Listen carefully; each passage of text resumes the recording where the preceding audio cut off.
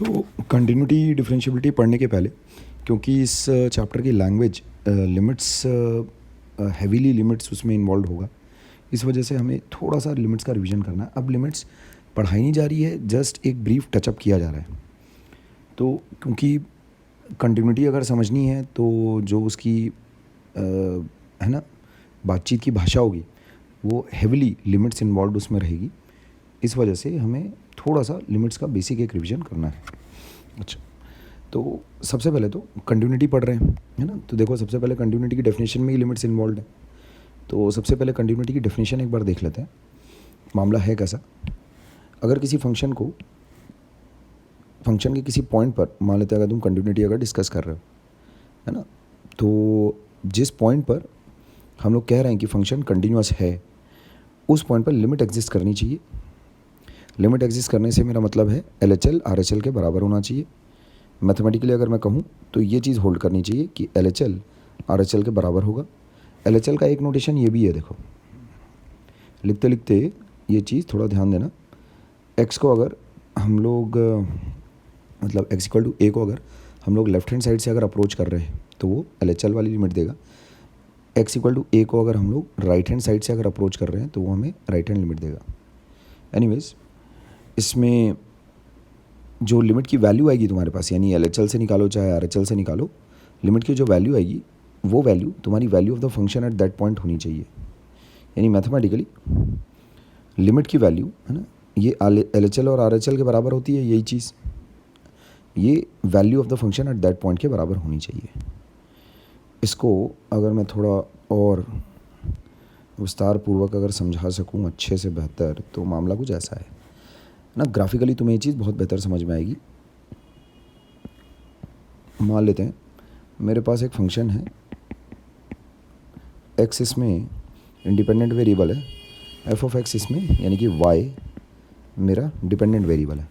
अब मान लेते हैं फंक्शन कुछ ऐसा है, x इक्वल्स टू a पर मुझे अभी कंटिन्यूटी डिस्कस करनी है, ऐसा फंक्शन है।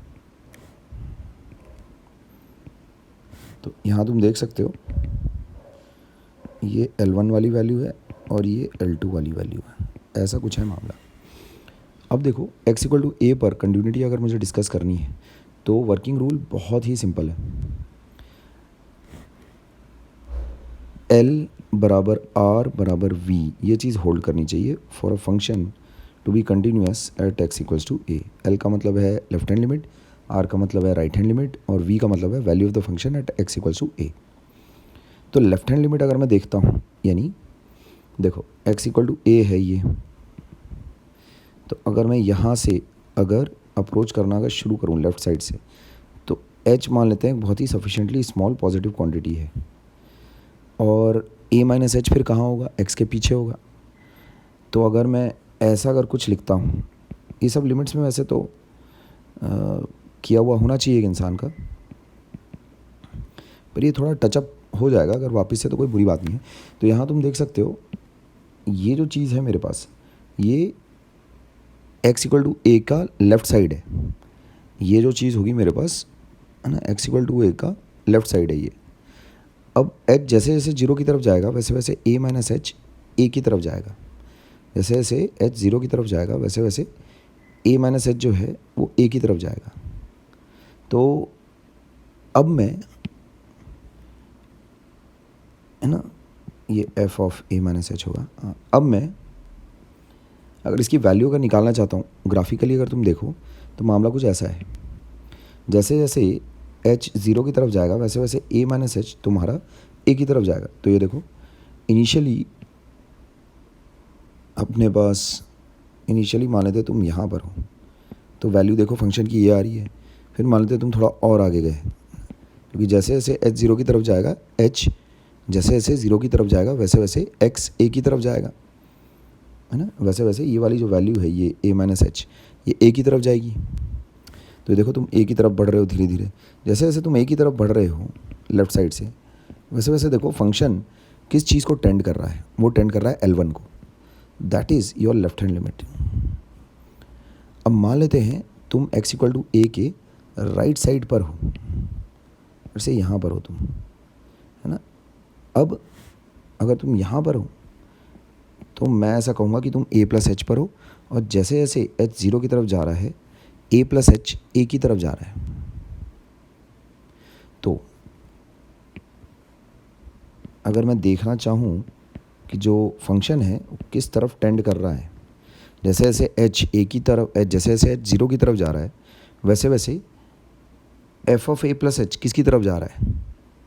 अगर तुम देखो तो यहाँ मामला कुछ ऐसा है, पहले तुम यहाँ पर थे, है ना, यहाँ पर थे, तो वैल्यू कितनी आ रही है देखो, ये ऐसी कुछ। और फिर जैसे जैसे तुम a की तरफ जा रहे हो, क्योंकि h 0 की तरफ जा रहा है, तो देखो वैल्यू ऑफ द फंक्शन किसको टेंड कर रही है, L2 को। तो ये मेरा राइट हैंड लिमिट होगा। राइट हैंड लिमिट का मतलब ये हुआ कि x इक्वल टू a को हम अप्रोच कर रहे हैं राइट हैंड साइड से, और ये इंश्योर करता है a प्लस एच कि हम x इक्वल टू a को राइट हैंड साइड से अप्रोच कर रहे हैं, और ये इंश्योर करता है कि हम x इक्वल टू a को लेफ्ट हैंड साइड से अप्रोच कर रहे हैं। और जो वैल्यू जिसको f अप्रोच कर रहा है वो वैल्यू है लेफ्ट हैंड साइड से आती है मेरे पास L1, राइट हैंड साइड से x इक्वल टू a को अप्रोच करने पर मेरे पास जो वैल्यू आती है फंक्शन की वो आती है L2। तो ये लेफ्ट हैंड लिमिट और राइट हैंड लिमिट का मैंने थोड़ा कंसेप्ट तुम्हारे साथ डिस्कस किया है। अब यहाँ पर अगर तुम देखो तो इस केस के लिए वैल्यू ऑफ द फंक्शन कितनी है, देखो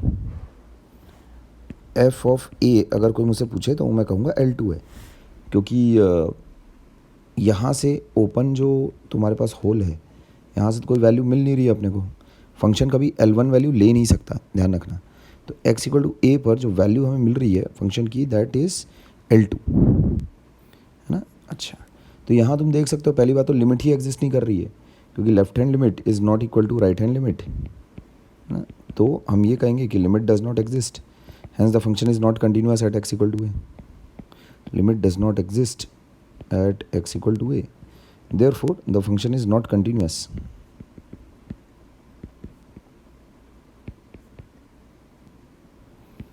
at x equals to a।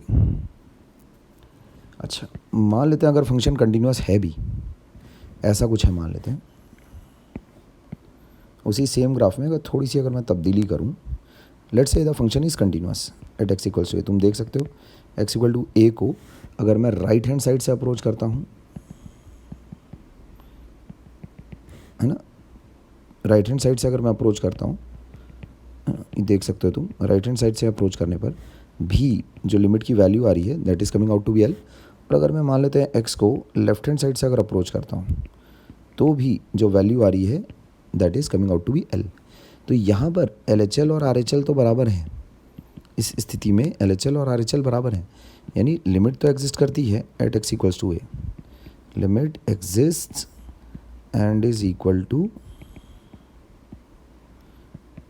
L। इस चीज़ को मैथमेटिकली मैं ऐसे लिखूँगा, limit as x tends to a of function f of x equals L। ये तो ठीक है, बट यहाँ देखो वैल्यू ऑफ द फंक्शन ही डिफाइंड नहीं है, f of a is undefined. तो इसीलिए जो कंटिन्यूटी है वो नहीं हो पाई। देयरफॉर L बराबर R, लेफ्ट हैंड लिमिट बराबर राइट हैंड लिमिट तो है, बट वो चीज़ वैल्यू ऑफ द फंक्शन के बराबर नहीं है। Therefore the function F X is not continuous at x equals to a, है ना। इस बार f ऑफ a डिफाइंड नहीं होने की वजह से, value of the function defined नहीं होने की वजह से फंक्शन डिसकंटिन्यूअस हो गया। अब हो सकता है डिफाइंड हो बट बराबर ना हो, मान लेते मामला ऐसा कुछ है। यहाँ तुम देखो, ये देखो, ये है L1 और ये है मान लेते हैं L2। तो इस स्थिति में लिमिट तो है बराबर, लिमिट तो देखो यहाँ तुम राइट हैंड से अप्रोच करो, ये देखो, चाहे तुम राइट हैंड से अप्रोच करो चाहे तुम लेफ्ट हैंड से अप्रोच करो, लिमिट तो एग्जिस्ट कर रही है, देखो L1 के बराबर है। तो मैं ऐसा लिख सकता हूँ हमेशा, limit x tends to a, ये है x इक्वल टू a, ये वाला पॉइंट है, ये वाला पॉइंट है x इक्वल टू a। अब लिमिट तो एग्जिस्ट कर रही है,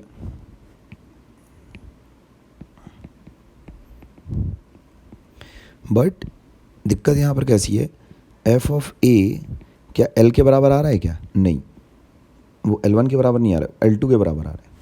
तो L बराबर R ये तो है ठीक, but this is not equal to value. तो लिमिट एग्जिस्ट बट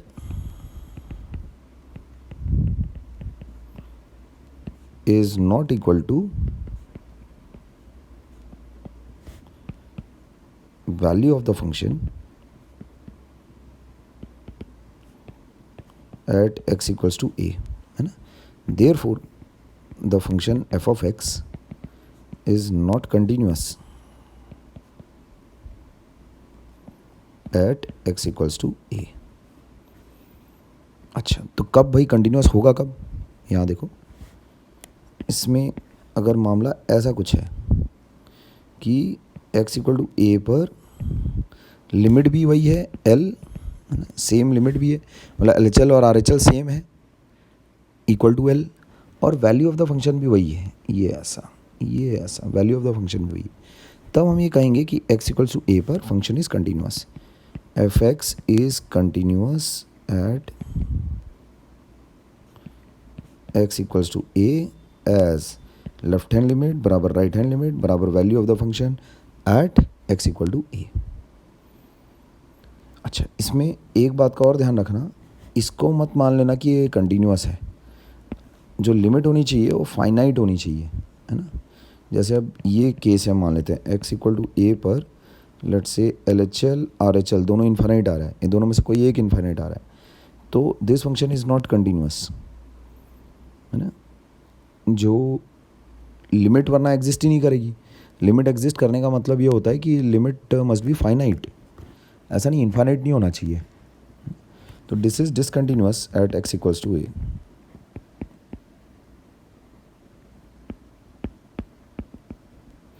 ध्यान रखना।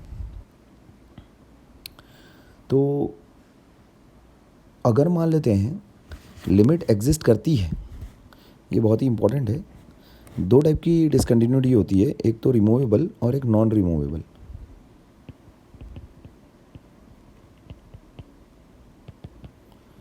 एक रिमूवेबल होती है और इसी के साथ साथ एक नॉन रिमूवेबल भी होती है। अगर मान लेते हैं मामला कुछ ऐसा है कि लिमिट एग्जिस्ट कर रही है, यानी लेफ्ट हैंड लिमिट बराबर राइट हैंड लिमिट तो है, but that is not equal to value of the function, तो ये फंक्शन डिसकंटिन्यूस तो है उस पॉइंट पर जहाँ पर भी ये चीज़ हो रही है कि लेफ्ट हैंड लिमिट और राइट हैंड लिमिट बराबर आ रहे हैं, यानी लिमिट एग्जिस्ट कर रही है ना। इस चीज़ का मतलब ये हुआ कि लिमिट तो एग्जिस्ट कर रही है but that is not equal to value of the function. यानी मामला कुछ ऐसा है, ये देखो, ये ऐसा कुछ, तो लिमिट एग्जिस्ट कर रही है x इक्वल टू ए पर, बट वो चीज़ देखो वैल्यू ऑफ द फंक्शन के बराबर नहीं आ रही। लिमिट की वैल्यू है L1 और वैल्यू ऑफ द फंक्शन की वैल्यू है, मतलब value of the function at x equals to A है L2, ये दोनों बराबर नहीं आ रहे। तो ऐसे में हम फंक्शन को रीडिफाइन कर सकते हैं इस प्रकार से, एफ ऑफ एक्स हम ऐसा डिफाइन कर सकते हैं कि ये हो जाए किसके बराबर, L1 के बराबर एट x इक्वल्स टू ए। तो फंक्शन को हम इस तरीके से अगर रीडिफाइन कर दें तो फिर जो कंटिन्यूटी है वो इस्टेब्लिश हो जाएगी। इसीलिए इसको कहा जाता है removable discontinuity. It arises when the functions, है ना, limit exist at that point, है ना, मतलब रिमूवेबल डिसकंटिन्यूटी किसी पॉइंट पर अगर है तो वहाँ पर लिमिट एग्जिस्ट करनी चाहिए, है ना। डिसकंटिन्यूटी इस वजह से हो रही होगी कि वैल्यू के बराबर नहीं आ रही होगी वो लिमिट। जैसे इस केस में देखो, जो डिसकंटिन्यूटी है इस केस में that is a removable type, because value of the function के बराबर बस नहीं आ रही है, वो लिमिट तो एग्जिस्ट कर रही है। नॉन रिमूवेबल हम कब कहते हैं डिसकंटिन्यूटी है, जब लिमिट एग्जिस्ट ना करे।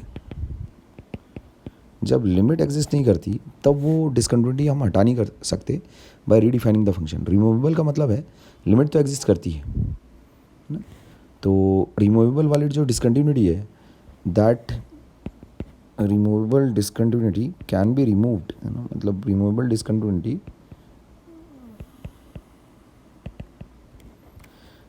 कैन बी ऑब्वियसली रिमूव्ड या corrected by redefining the function, ये ध्यान रखना, defining the function such that जो लिमिट की वैल्यू रहे, है ना, उस पॉइंट पर मान लेते हैं एक्स इक्वल टू ए पर बातचीत करें, लिमिट की जो वैल्यू रहे that becomes value of the function at that point. इस तरह से रीडिफाइन अगर तुम कर लो तो जो डिसकंटिन्यूटी है वो हट जाएगी, ये कंसेप्ट है। तो कंटिन्यूटी के बारे में बेसिक बातचीत तो हम लोगों ने कर ली है। अब थोड़ा लिमिट्स को रिवाइज कर लेते हैं, बिकॉज इन चीज़ों की हमें ज़रूरत पड़ेगी आने वाले सवालों में। तो यहाँ देखो, LHL RHL निकालने के लिए एक छोटा सा रिवीजन कर लिया जाए। देखो ज़रा, मान लेते हैं एक फंक्शन तुम्हें दिया हुआ है, इस तरह से डिफाइंड है, x जब 2 से बड़ा होगा तो फंक्शन की ये वैल्यू है, इस तरह से डिफाइंड है ना, पीस वाइज फंक्शन है। तो इसमें पूछा गया है आप LHL निकालिए, RHL निकालिए एंड हेंस कमेंट करिए कि क्या ये लिमिट एग्जिस्ट करेगी या नहीं करेगी। तो हमें पता है x इक्वल टू 2 पर अगर RHL निकालना है तो इसका मतलब क्या है, ये है x इक्वल टू 2। RHL का मतलब ये हुआ कि आप रखो, है ना, 2 प्लस एच, एक्स को रखो आप 2 प्लस एच, और फिर बेसिकली RHL का मतलब एट एक्स इक्वल टू 2 ये होता है कि आप एक्स इक्वल टू 2 को राइट साइड से अप्रोच करके बताओ कि जो अप्रोचिंग वैल्यू है, जो लिमिट है वो कितनी है ना। इसका मतलब ये हुआ approaching limit is an approaching concept, ध्यान रखना। तो अगर हम x इक्वल्स टू 2 को लेट्स से राइट साइड से अप्रोच करेंगे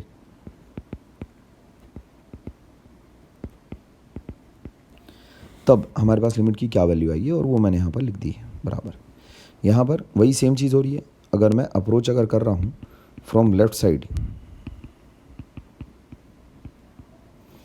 देन जो वैल्यू मेरे पास आएगी लिमिट की वो मैंने यहाँ पर लिख दी है ना, वो आ गई है अपने पास। इसमें h की वैल्यू यहाँ तो डायरेक्टली अगर मैं h को 0 अगर सब्स्टिट्यूट करूँ तो मेरे पास आंसर आ जाता है ना। बहुत सारी ऐसी जगहों पर डायरेक्ट सब्स्टिट्यूशन से ही आंसर आ जाता है लिमिट्स का। ये तो आसान लिमिट्स है, यहाँ पर ना मेरे को कोई आइडेंटिटी यूज़ करनी पड़ रही है, ना कुछ फैक्टराइजेशन वगैरह कुछ करना पड़ रहा है। डायरेक्टली मैंने h को 0 सब्स्टिट्यूट किया है तो मेरे पास लिमिट की वैल्यू आ गई है। ये तो कुछ ऐसा ही है, जैसे यहाँ देखो, जैसे जैसे h 0 को अप्रोच करेगा वैसे वैसे ये वाली वैल्यू किसको अप्रोच करेगी, 7 को, है ना। तो बेसिक्स हैं, बिल्कुल बेसिक्स हैं लिमिट्स की। तो यहाँ तुम देख सकते हो LHL बराबर RHL है, इसीलिए मैं कहूँगा कि ये वाली जो लिमिट है ये एग्जिस्ट करती है एंड इज़ इक्वल टू 7। ये जो लिमिट है इसकी अलग से कोई कैलकुलेशन नहीं होती, तुम या तो RHL कैलकुलेट करोगे इस चीज़ को कैलकुलेट करने के लिए, इस चीज़ को अगर मुझे कैलकुलेट करना है तो LHL RHL दोनों कैलकुलेट करना पड़ेगा, ये ध्यान में रखना। और अगर दोनों की वैल्यू बराबर आती है तो उस बराबर वैल्यू के हम लोग कहेंगे कि लिमिट की यानी इसकी वो वैल्यू है। जैसे LHL आ गया 5, RHL आ गया 5, तो हम ये कहेंगे इस लिमिट की वैल्यू कितनी है, 5। अच्छा, अब बेसिक्स अगर मान लेते हैं, जो एम्बिग्विटी है ये 0/0 की फॉर्म है। अगर तुम देखो तो ये जो एक्सप्रेशन लिखा है f ऑफ x का, अगर x की वैल्यू अगर 3 अगर मैं पुटअप करूँगा तो ऊपर नीचे 0/0 बन जाएगा। ये 0/0 फॉर्म है, ऑब्वियसली इनडिटर्मिनेट फॉर्म है। इनडिटर्मिनेसी किस टाइप की है, 0/0 फॉर्म की है, अनडिफाइंड है ये फंक्शन x इक्वल टू 3 पर। तो x इक्वल टू 3 पुटअप करके तुम डायरेक्ट आंसर तो नहीं निकाल पाओगे लिमिट का। तो इसमें तुम देखो एम्बिग्विटी है ना, नीचे डिनोमिनेटर में x-3 की वजह से क्रिएट हो रही है। तो x-3 ऊपर नीचे जैसे कि तुम देख सकते हो कैंसिल आउट हो रहा है बढ़िया से मस्त। तो फिर हम ये कह सकते हैं कि जो एम्बिग्विटी है वो हट गई है। और अब देखो जैसे जैसे x 3 को अप्रोच करेगा वैसे वैसे ये वाला एक्सप्रेशन 8 को अप्रोच करेगा, तो ये मेरी लिमिट है। These our basics. इस टाइप के फैक्टराइजेशन वाले और भी कुछ अच्छे अच्छे सवाल बनाए जा सकते हैं, बहुत ही सिंपल आसान रहते हैं ये सवाल। बस एम्बिग्विटी वाली जो टर्म है, जो ब्रैकेट है, वो जैसे ही ऊपर नीचे कैंसिल हो जाती है, जैसे इस केस में कैंसिल आउट हो रही है ना, तो बस तुम्हारे पास फिर लिमिट का आंसर आ जाता है। एम्बिग्विटी खत्म तो उसके बाद डायरेक्ट सब्स्टिट्यूशन से फिर तुम आंसर निकाल सकते हो, कोई दिक्कत नहीं आती। कुछ आइडेंटिटीज़ हैं जो तुम्हें पता होनी चाहिए। एग्जाम्पल्स मैंने ऑलरेडी लिखे हुए हैं, तुम लिखते जाना। इसमें इन एग्जाम्पल्स को समझाने का ऐसा कोई मीनिंग नहीं बनता है। फिर भी ये तो जैसे एकदम फार्मूला एप्लीकेशन है, तो तुम लिखोगे अपने आप समझ में आ जाएगा तुम्हें, है ना। तो ये डिफरेंशिएशन के फार्मूले जैसा ही फार्मूला है, लिमिट्स का। इसके रिजल्ट्स के इन रिजल्ट्स के प्रूफ के पीछे अभी नहीं जा रहा हूँ मैं, बिकॉज पर्पस अभी टचअप है, रिवीजन करवाने का है। अभी लिमिट्स को पढ़ा तो नहीं रहा हूँ मैं, एक ब्रीफ एक टचअप करवा रहा हूँ, क्योंकि पूरा कंटिन्यूटी डिफरेंशिएबिलिटी में लिमिट्स की लैंग्वेज भरी पड़ी है। अब पता चला किसी को यही सब बेसिक्स ही नहीं आते तो बेचारा वो क्या लिमिट्स पढ़ेगा, क्या मतलब कंटिन्यूटी पढ़ेगा, क्या डिफरेंशिएबिलिटी पढ़ेगा, है ना। तो एनीवेज, तो यहाँ पर थोड़ी मेरी बातचीत की नीड है। जैसे sin x अपॉन एक्स या फिर tan x अपॉन एक्स, अगर x टेंडिंग टू 0 है तो ये चीज़ 1 रहती है। ये तो सेल्फ एक्सप्लेनेटरी है ना। इसमें लिमिट की ये प्रॉपर्टी मैंने यूज़ की है कि f(x माइनस जी एक्स) में लिमिट स्प्लिट हो जाती है। जैसे यहाँ देखो sin x अपॉन एक्स लिखा, tan x अपॉन एक्स लिखा, तो लिमिट इस पर भी चलेगी और इस पर भी चलेगी। Limits can be distributed across plus minus sign, across multiply divide as well, ध्यान से, है ना। Limits can be distributed across plus minus into divide, but तुम पार्शियल लिमिट्स नहीं लगा सकते। ऐसा मत करना कि f(x माइनस जी एक्स) है, उसके बाहर लिमिट है तो f(x) पे लिमिट लगा रहे हैं, जी एक्स पे लिमिट नहीं लगा रहे हैं, ऐसा नहीं कर सकते तुम। लिमिट अगर चलेगी तो पूरे पे चलेगी, इसका ध्यान रखना। अच्छा, अब जैसे ये है थोड़ा सा अलजेब्रिक मैनिपुलेशन अगर तुम करो तो ये देखो, जो ये आइडेंटिटी है ना, इसका मतलब क्या है, sin x अपॉन एक्स का मतलब क्या है, x टेंडिंग टू 0।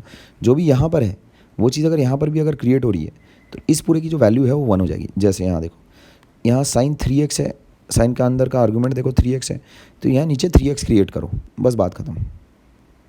जैसे कि मैंने यहाँ पर किया है, 3x नीचे क्रिएट किया, इंटू 3 किया, ये चीज़ ओवरऑल तुम्हारे पास देख सकते हो sin 3x अपॉन एक्स ही लिखा हुआ है। जो कांस्टेंट है उसको तुम लिमिट से बाहर ले सकते हो, देखो मैंने 3 को बाहर ले लिया है, तो ये चीज़ फिर 1 हो जाएगी। देखो जो साइन का आर्गूमेंट है वही अगर नीचे भी है तो ये चीज़ फिर क्या हो जाती है, पूरा 1। ये बेसिक अलजेब्रिक मैनिपुलेशंस है लिमिट्स को इवैल्यूएट करने के लिए, जो कि बिल्कुल आने चाहिए। यही मैनिपुलेशंस मैंने यहाँ पर भी की है सेम। इसको तुम लिखते जाना, अपने आप समझ में आते जाएगा, कोई दिक्कत नहीं जाएगी इसमें सेम मैनिपुलेशन है जो मैंने ऊपर की है। ये देखो, तो इसके नीचे 3x बनाना है, इसके नीचे 2x बनाना है, इसके नीचे x और इसके नीचे 5x बनाना है। और फिर लिमिट न्यूमरेटर पर भी चलेगी, डिनोमिनेटर पर भी चलेगी। न्यूमरेटर पर जब लिमिट चलेगी तब लिमिट इस पर भी चलेगी पूरे पर, और इस पर भी लिमिट पूरी चलेगी, है ना।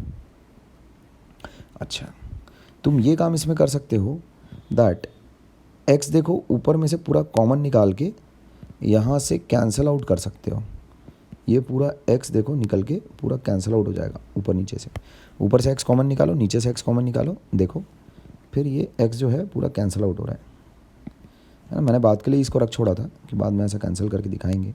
ये देखो x ऐसा इस तरीके से कैंसिल आउट हो रहा है, ठीक है। तो अंत में जो चीज़ बच रही है अपने पास, देखो limit sin 3x upon 3x, ये चीज़ अगेन 1 है, यहाँ ये 1 है, ये भी 1 है और ये भी 1 है। इस तरह के छोटे छोटे सवाल बहुत सारे इंसान को लिमिट्स पढ़ते वक्त कर लेने चाहिए। और अगर किसी ने पहले लिमिट्स नहीं भी पढ़ी है तो भी ये समझना ज़्यादा कठिन नहीं है। हाँ, अगर लैंग्वेज ही तुम इस तरह की पहली बार देख रहे हो तब तो थोड़ा परेशानी हो जाएगी, तब फिर कुछ 10-15 सवाल तुमको पहले लगाने पड़ेंगे इस तरह के छोटे छोटे, तब फिर हाथ एक इंसान का बैठ जाता है और फिर ये चीज़ें ज़्यादा अजीब नहीं लगती। अब लेकिन अगर कोई ऐसा कहेगा कि अभी मैं कंटिन्यूटी डिफरेंशिएबिलिटी में ही पैदा हुआ हूँ और लिमिट्स इसके पहले कभी कुछ की नहीं है, तब तो फिर ये थोड़ा लैंग्वेज दिक्कत जाएगी। 1-2 सवाल इस तरह के थोड़ा प्रैक्टिस कर लेना फिर, ओके। अब इसी की तरह जैसे एक और तुम्हारे पास आइडेंटिटी है, मैंने लिखा हुआ है यहाँ पर, नोट कर लेना। ये भी सेम वही काम है ना। ये स्टैंडर्ड आइडेंटिटीज़ हैं, बिल्कुल याद रहनी चाहिए। इनफैक्ट आइडेंटिटी तो ये है, इसमें अगर तुम ए की वैल्यू अगर लेट से ई अगर सब्स्टिट्यूट करते हो, इस आइडेंटिटी में अगर तुम ए की वैल्यू ई अगर सब्स्टिट्यूट करते हो तो ये वाला रिजल्ट आ जाएगा। अब जैसे थोड़ा सा अलजेब्रिक मैनिपुलेशन यहाँ भी करके देख लेते हैं। जो यहाँ पर है वही तुमको यहाँ पर भी क्रिएट करना है, बस हो गया ख़त्म। जैसे यहाँ 2x है, देखो मैंने 2x क्रिएट किया, x और x कैंसिल आउट हो जाएंगे, है ना, ये दोनों कैंसिल आउट हो जाएंगे। किया भी देखो कैंसिल करके दिखाया बराबर, ये आ जाती है मेरे पास लिमिट। ये आइडेंटिटी यूज़ करनी आनी चाहिए। ऐसा मत समझना कि यही तुम इसी फॉर्म में यूज़ करोगे आइडेंटिटी को, ऐसा नहीं है। यहाँ जो है वही यहाँ भी रहना चाहिए, यहाँ जो है वही यहाँ भी रहना चाहिए। इस तरह से इस आइडेंटिटी का प्रयोग होता है लिमिट्स में। कोई भी आइडेंटिटी में अलग अलग आइडेंटिटीज़ अब ऐसे तो लिखाएंगे नहीं कि e की power 2x minus 1 upon 2x ये भी 1 होगा, 3x e की power 3x minus 1 upon 3x ये भी 1 होगा, ऐसा नहीं। तो इस आइडेंटिटी का मतलब ये है कि यहाँ जो वैल्यू है वही यहाँ भी होनी चाहिए, तो फिर उस लिमिट की वैल्यू 1 हो जाती है। अब इधर भी देखो सेम चीज़, यहाँ जो है वही अगर यहाँ भी है तो बहुत फेमस है, this is very famous identity. तो जो अपने पास 1 प्लस के आगे है वही चीज़ अगर अपने पास डिनोमिनेटर में भी है सेम तो इसमें मामला 1 के बराबर हो जाता है। अब देखो यहाँ पर मैं किस तरह से इस्तेमाल कर रहा हूँ। यहाँ नीचे मेरे को 3x बनाना पड़ेगा न्यूमरेटर के, और यहाँ मेरे को डिनोमिनेटर में उसके नीचे x बनाना पड़ेगा। जैसे ही तुम्हें क्रिएट करोगे, यहाँ देखो मामला कुछ ऐसा है। अब न्यूमरेटर पे चलाओ लिमिट, डिनोमिनेटर पे चलाओ लिमिट, तुम यहाँ देख सकते हो 3 वाली जो चीज़ है कांस्टेंट के रूप में बाहर आ जाएगी। ये भी 1 है, ये भी 1 है, पूरा पूरा तो अल्टीमेटली लिमिट की वैल्यू 1 आ जाती है तुम्हारे पास। अब ये थोड़ा सा अच्छा है, इसका प्रूफ भी काफ़ी अच्छा है। ये वाला जो लिमिट है ये एज अ फॉर्मूला याद रखना काफ़ी काम आता है।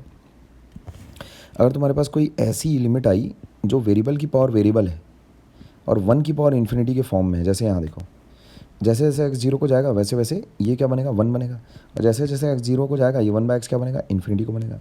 तो यहाँ तुम देख सकते हो ये मसाला है 1 और ये मसाला इन्फिनिटी तो दिस इज़ 1 की पावर इन्फिनिटी वाला फॉर्म। तो यहाँ पर हम लोग ये आइडेंटिटी इस्तेमाल कर सकते हैं, e की पावर। ये देखने में ऐसा डरावना सा लगता है लेकिन है कुछ नहीं, याद होना चाहिए। लेकिन e की power limit x tends to a fx - 1 into gx है ना। इसमें कब ये फॉर्मूला तुम अप्लाई कर सकते हो, जब जो बेस है वो अगर 1 को टेंड करे और जो इंडेक्स है वो अगर इन्फिनिटी को टेंड करे, तब हम लोग ये फॉर्मूला इस्तेमाल कर सकते हैं। यहाँ जैसे लगा कर देखते हैं इस फॉर्मूले को। fx हो गया इसमें, ये देखो ये हो गया fx, तुम देख सकते हो fx इज़ टेंडिंग टू 1। और देखो ये हो गया gx, तुम देख सकते हो gx is tending to infinity, है ना। तो फॉर्मूला अप्लाई करो, दाएं दाएं x और x कट जाएगा, कोई दिक्कत की बात ही नहीं है, e तुम्हारा आंसर आ जाएगा। अब जैसे यहाँ अगर कोफिशिएंट्स अगर अलग अलग हुए तो fx - 1 इंटू gx करना, x कट जाएगा बढ़िया से, e की पावर 3/2 आंसर। तो ये यहाँ पर लिमिट्स का एक ब्रीफ रिविजन, ब्रीफ एक टचअप यहाँ पर ख़त्म होता है। लिमिट्स के बारे में तो डेप्थ में अगर तुम जाओ तो फिर वो पढ़ाना हो जाएगा लिमिट्स को, लेकिन इतनी बातें जितनी मैंने की है अगर, तो इसमें एक इंसान कंटिन्यूटी डिफरेंशियबिलिटी आराम से फिर कर सकता है, उसके आगे कोई इशू नहीं आना चाहिए। ठीक है देन, अभी इसको रोकते हैं। ओके।